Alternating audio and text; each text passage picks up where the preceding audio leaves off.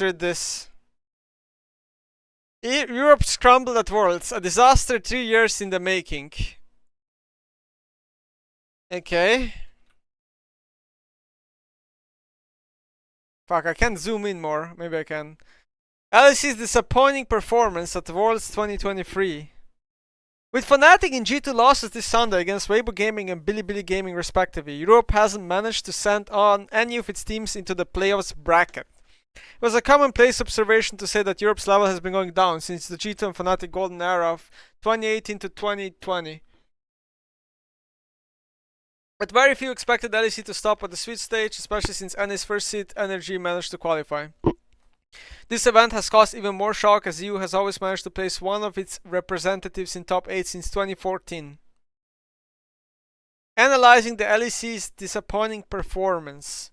The explanation for such delusionment isn't straightforward. In this article, we'll attempt outlining the main points. Okay, sure.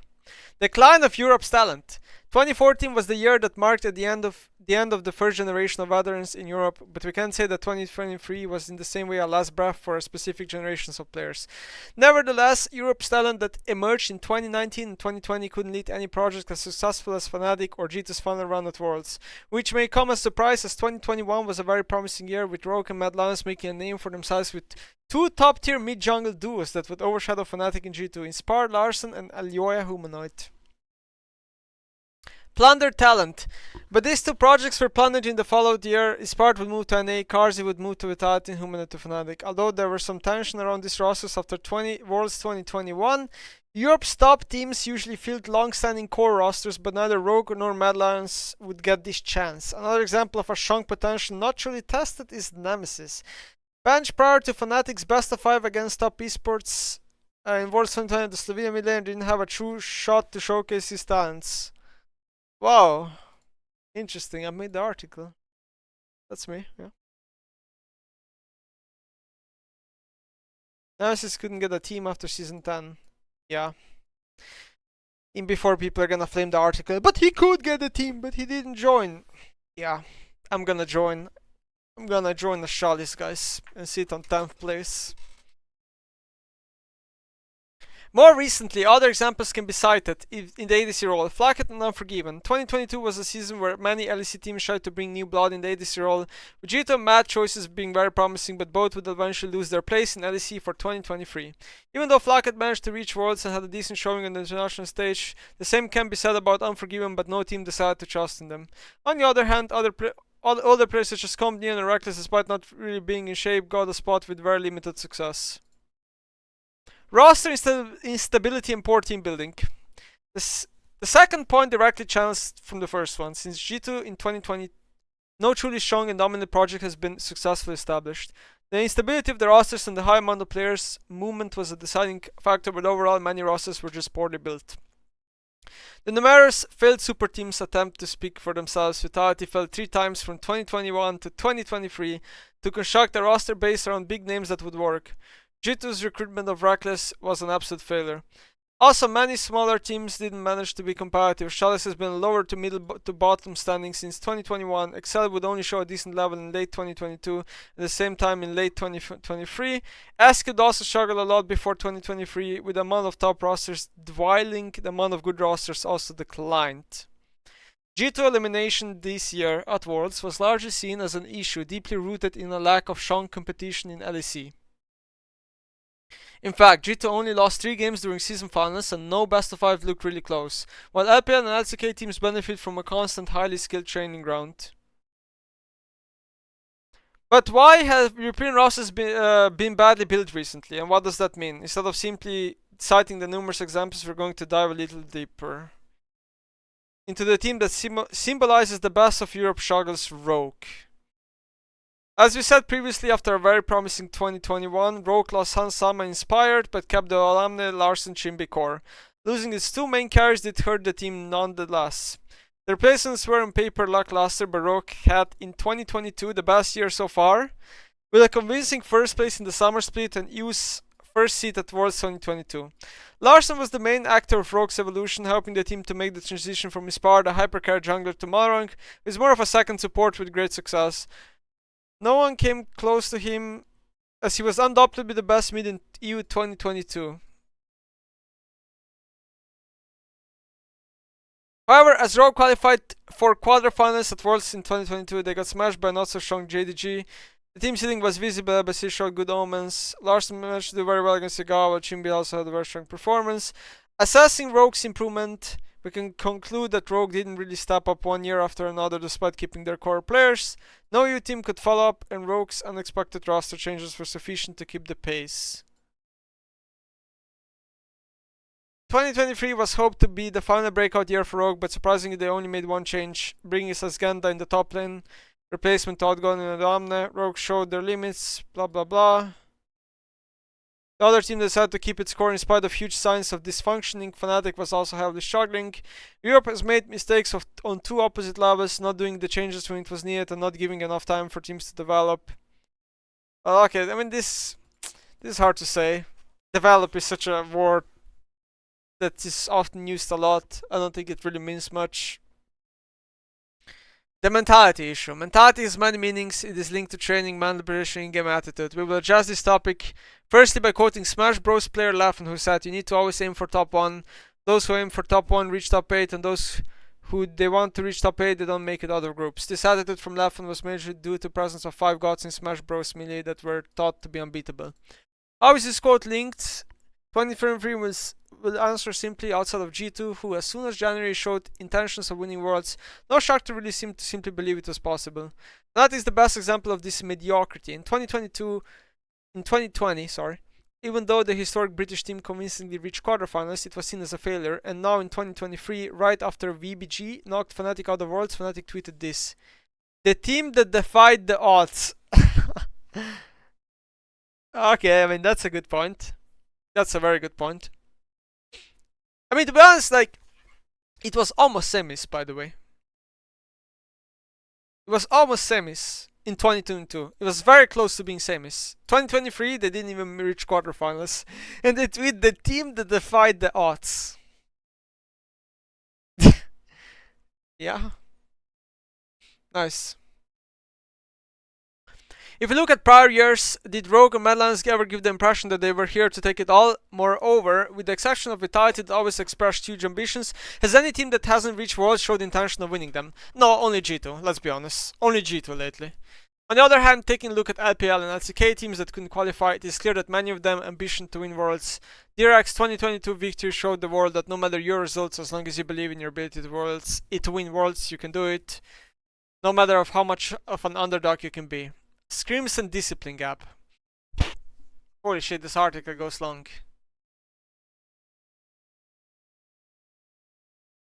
Another topic of in scrims. Romain, G2's load manager, has posted throughout the year many scrim sheets with the win rate and cancel rate. Win rate is very difficult to assess, but cancel rate speaks louder than words. Some teams reached a 50% cancel rate, meaning that half of the scrim blocks they would have against G2, they would not play the full amount of games. Yeah. French coach also mentioned his inability to use scrims to their maximum potential in the ERLs. He mainly implied that the last game of scrims, a scrim block is often 5 games or double free, were often useless as players didn't care enough in the opposite team. In addition, he added that finding night blocks or 2v2 bottom was very difficult. Yeah, that's true. Usually the way it works is game 5, like the last game of scrims, people just run it down to make the day be over and go eat food, or whatever. The discipline gap from Europe to Asia seems enormous, and we could add this to the explanation of Europe's failure in these worlds.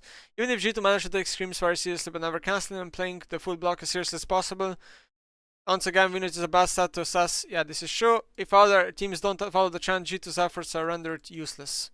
Yeah, this is low-key true. I mean, I'm glad they're at least saying that win rate is useless. I'm glad that is cleared up. Hope for the LEC. LEC isn't doomed to fail forever and suffer the same downfall that Vietnam has. There are indeed several factors that can lead to a positive vision of Europe's future at Worlds. First and foremost, the failure of current training habits is certain. Where Mad and Rogue qualification to the quarterfinals may have masked the LEC's difficulties this year, it is impossible to deny that Europe needs reform. Yeah. This is a good statement. Oh, sorry, I clicked something. What the fuck did I click? Mouse button. I'm in that queue. Wait, let me go back. Yeah, this is a good statement. Learning from G2. Nah, it's doomed. KC coming, that's the hope. But KC saying they're going to build a budget roster, so or like they're not gonna spend money. They're already saying that publicly. The KC management, the owners or whatever. So at least for the next year, I don't think KC is going to do anything in Europe. I'm gonna be honest. I mean, at least if they're not going to spend money, they're not going to get players really. Plus, what I'm hearing is that they're already locked in mid laners, so yeah. I think they locked in top 2.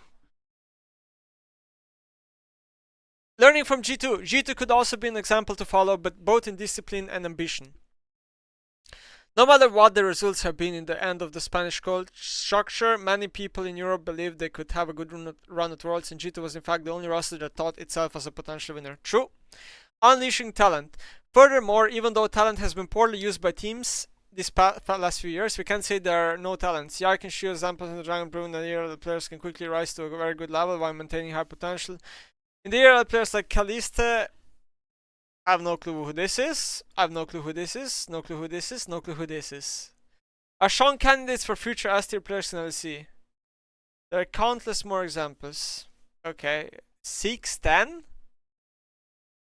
I remember this guy being an Echo OTP. This guy is playing competitive? Question mark? The fuck? He was like a master Echo player. I don't know anyone besides Kalista. And I think Kalista is pretty good, not gonna lie. Like, he has good mechanics. Attitude in solo queue, not the best. Not surprising about that, but good mechanics for sure. I don't know about any of this. What the fuck? I don't even know what this list is. Hopeful future. After the 2014 disaster, Europe had a very strong 2015, while everyone expected LPL to take over, placing both Fnatic and Origin, 2 mixes of new blood experience, into semi-finals.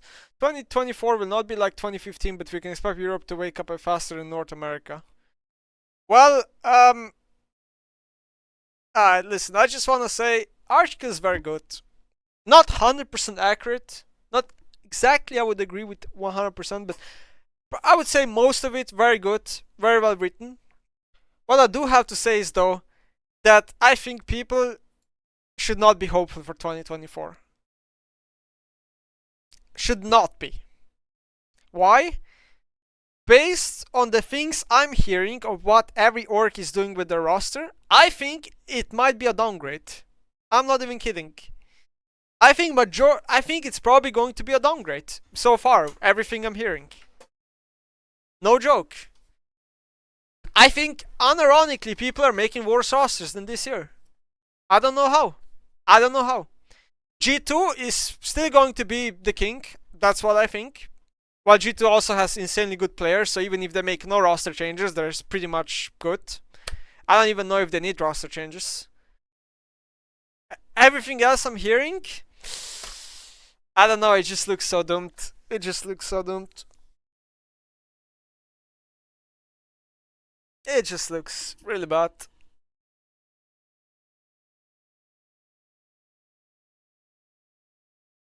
It just looks bad. Like, I don't understand. Like, do you understand, like, what I mean is, like, off-season, like, for some reason, like, I just, like, wake up over the night and then there's a new article that the X team player at X player, and I'm just like, why? Just why would you sign so fast? Every team is making, like, such fast decisions because they're afraid that, like, they're gonna be left out with no players. So they just sign. Like, let me give you an example, okay? Let's say a team has a list. And they have 5 ADCs in the list. Number 1, this guy. Number 2, this guy. Number 3, this guy. Number 4, this guy. Number 5, this guy, okay? That's the list they have. And then the number 4 guy becomes available. Okay? They have, like, the number 4 option. They just immediately gonna sign him. They're not even gonna, like, wait for maybe they can get number 3 or number 2 or number 1. Nope. They're just going to sign number 4 the moment he's for sure locked in. That's literally how they work. And then you just get, like, random players in random teams.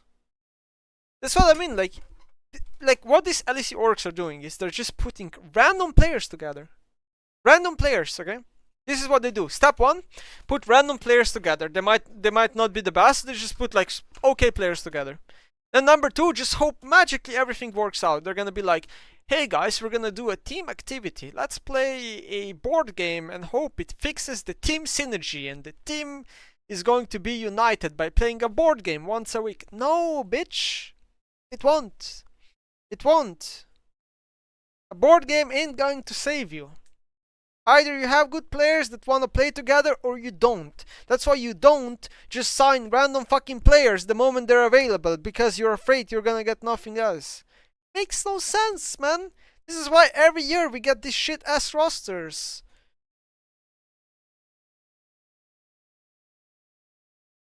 I think player driven rosters would be stronger. It's hard to make a player driven roster because you need to have the right players that are able to be player driven. I think the list of those players is very small. You run out of them immediately. Like, Europe is suffering from mix of economics, which is like teams do not want to spend any money anymore because salaries are going down non-stop. And now there's also a salary cap, which is going to hurt Europe. People are happy salary cap is happening. Well, salary cap means Europe rosters are gonna get weaker because teams are only going to try to sign players for low amounts of money, which means weaker players are going to get signed.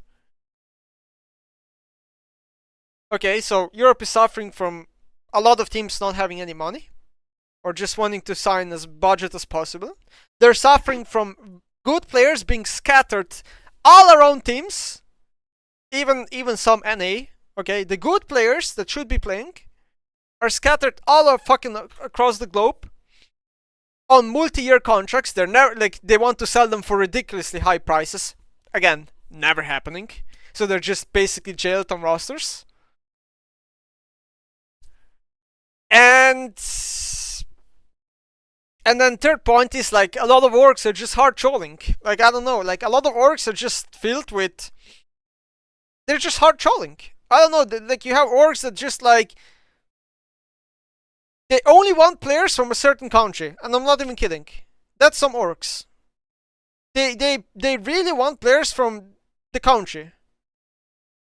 Then you have like orgs that like they will just do anything the coach tells them.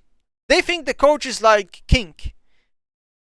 So they'll just do anything the coach decides or the manager.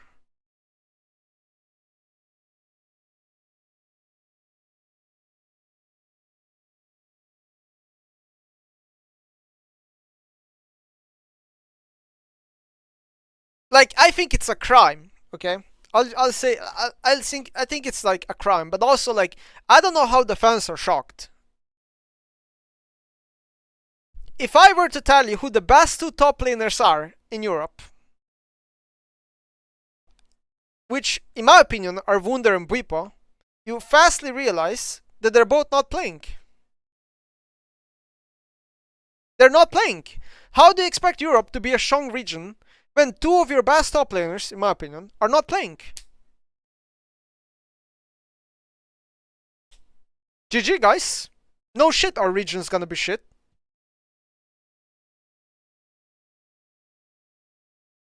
Unlucky.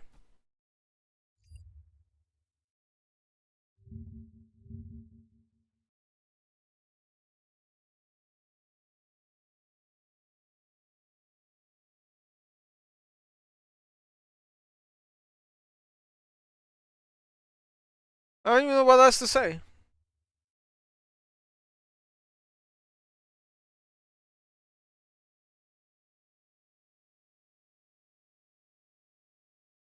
What is there even to say after this?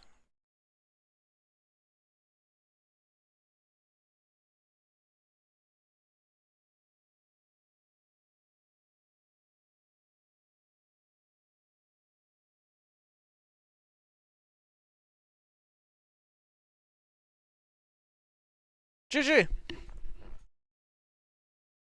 Bwipo also one of the best junglers? True! Unironically. He's also one of the best junglers. He's not playing.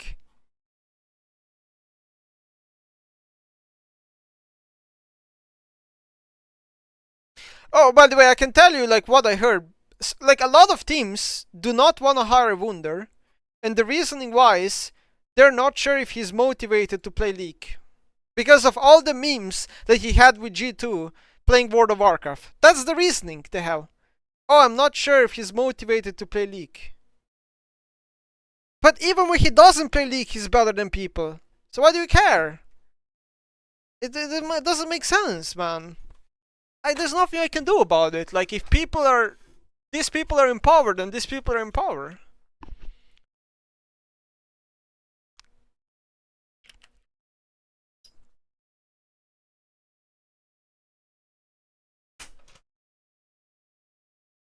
Anyway, nice Q-turn.